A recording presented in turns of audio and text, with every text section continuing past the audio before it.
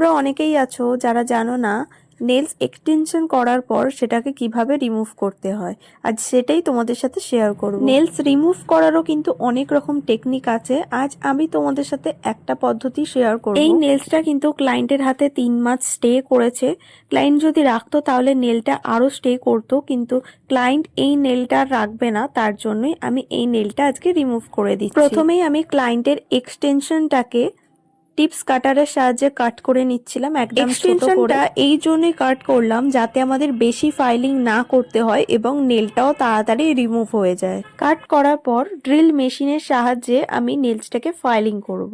এই পদ্ধতিটা ছাড়াও তোমরা অ্যালুমিনিয়াম ফয়েল ও অ্যাসিটোনের সাহায্যেও খুব সহজে নেলটাকে রিমুভ করতে পারবে। তোমরা যদি ড্রিল মেশিনের সাহায্যে ফাইলিং করো তাহলে এটা লক্ষ্য রাখবে, আমি কিন্তু ফাইলিং যেটা করছি সেটা কিন্তু ক্লায়েন্টের রিয়েল নেলসের ওপর করছি না, যেটা এক্সটেনশন আছে আমি কিন্তু তার উপরেই ফাইলটা করছি।